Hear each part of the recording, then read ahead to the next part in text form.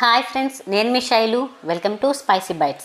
ఈరోజు మన వీడియోలో నవరాత్రి సందర్భంగా అమ్మవారికి మొదటి 2 రోజులు ఈజీగా సింపుల్గా ఉండే ప్రసాదాలను ఎలా తయారు చేసుకోవాలో ఈరోజు నేను మీకు చూపించబోతున్నాను.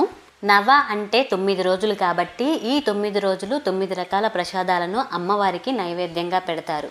ఇందులో భాగంగా మొదటి 2 రోజుల ప్రసాదాలను ఎలా తయారు చేసుకోవాలో ఈ వీడియోలో చూసేద్దాం. ఇప్పుడు మొదటి రోజు అమ్మవారికి ప్రసాదంగా పులిహోర తయారీకి నేను ఇక్కడ కొద్దిగా అన్నాన్ని పూర్తిగా చల్లారనిచ్చి తీసుకోవాలి. ఇలా పూర్తిగా చల్లారడం వల్ల పులిహోర అనేది చాలా పొడి పొడిగా వస్తుంది. ఇప్పుడు ఈ అన్నాన్ని పక్కన పెట్టుకొని స్టవ్ మీద ఒక కడాయి పెట్టి ఇందులో 2 టేబుల్ స్పూన్ల వరకు ఆయిల్ని వేసుకోవాలి.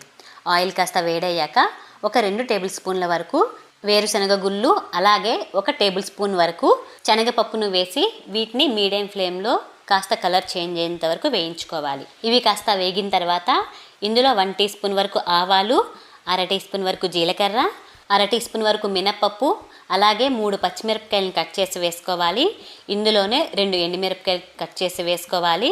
అలాగే కొద్దిగా కరివేపాకు రెబ్బలను కూడా వేసి లైట్గా వేయించుకోవాలి. ఇవి కాస్త వేగిన తర్వాత ఇందులో 1 టీ స్పూన్ వరకు అల్లం ముక్కలు వేసుకోవాలి.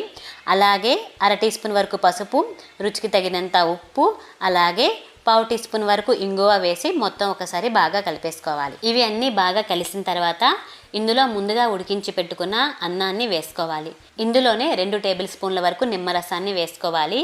వీటి మొత్తాన్ని కూడా బాగా కలిసేలాగా కలుపుకోవాలి. ఈ ప్రాసెస్ మొత్తాన్ని కూడా మీడియం ఫ్లేమ్లో పెట్టి చేసుకోవాలి. ఇలా మొత్తం కలుపుకున్నాక ఇప్పుడు వీటిని స్టవ్ ఆఫ్ చేసేసి ఒక బౌల్లోకి తీసుకుంటే సరిపోతుంది.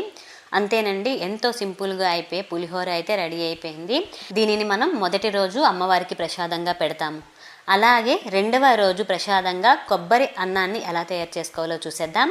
దీనికోసం ముందుగా స్టవ్ మీద ఒక కడాయి పెట్టి ఇందులో 2 టేబుల్ స్పూన్ల వరకు నూనెని వేసుకోవాలి. నూనె కాస్త వేడయ్యాక ఇందులో 1/2 ఇంచు వరకు దాల్చిన చెక్క, 2 లవంగాలు, అలాగే 1 టేబుల్ స్పూన్ వరకు శనగపప్పు, 1 టేబుల్ స్పూన్ వరకు వేరుశనగ పప్పు వేసి వీటన్నిటిని కూడా మీడియం ఫ్లేమ్లో కలర్ వచ్చేంత వరకు వేయించుకోవాలి. ఈ విధంగా వేగిన తర్వాత ఇందులో 1/2 టీ స్పూన్ వరకు ఆవాలు, 1/2 టీ స్పూన్ వరకు జీలకర్ర, 1/2 టీ స్పూన్ వరకు మినప్పప్పు, అలాగే 4 పచ్చిమిరపకాయలను కట్ చేసి వేసుకోవాలి. ఇందులోనే 1 ఎండుమిరపకాయ, కొద్దిగా కరివేపాకు రెబ్బలు వేసి వీటిని కూడా మీడియం ఫ్లేమ్లో వేయించుకోవాలి. ఇవి కాస్త వేగాక ఇందులో రుచికి తగినంత సాల్ట్ వేసుకోవాలి. అలాగే చిటికెడంతా ఇంగువను వేసి మొత్తం ఒకసారి బాగా కలిపేసుకోవాలి. ఇవి మొత్తం వేగిన తర్వాత ఇందులో 1 కప్పు వరకు పచ్చి కొబ్బరిని తురిమి వేసుకోవాలి. ఈ పచ్చి కొబ్బరిని మీడియం ఫ్లేమ్లో పెట్టి ఒక 5 నిమిషాల పాటు వేయించుకోవాలి. ఈ పచ్చి కొబ్బరి కాస్త వేగిన తర్వాత ఇందులో 2 కప్పుల వరకు ఉడికించుకున్న అన్నాన్ని వేసుకోవాలి. ఈ అన్నం అంతా కలిసేలాగా బాగా కలిపేసుకోవాలి. నేను ఇక్కడ 1 కప్పు పచ్చి కొబ్బరికి 2 కప్పుల వరకు రైస్ని తీసుకున్నాను. మీరు ఇందులో కావాలంటే మిరియాల పొడిని కూడా యాడ్ చేసుకోవచ్చు. నేనైతే వేసుకోవట్లేదు. ఇలా మొత్తం కలుపుకున్నాక స్టవ్ ఆఫ్ చేసేసి ఒక సర్వింగ్ బౌల్లో సర్వ్ చేసుకుంటే సరిపోతుంది. అంతేనండి, ఎంతో టేస్టీగా ఉండే సింపుల్గా అయిపోయి 2 రకాల ప్రసాదాలు అయితే రెడీ అయిపోయాయి. మీకు ఈ వీడియో కనుక నచ్చినట్లయితే ప్లీజ్ లైక్ చేయండి. అలాగే మీ ఫ్రెండ్స్కి, రిలేటివ్స్కి షేర్ చేయండి. Thank you for watching.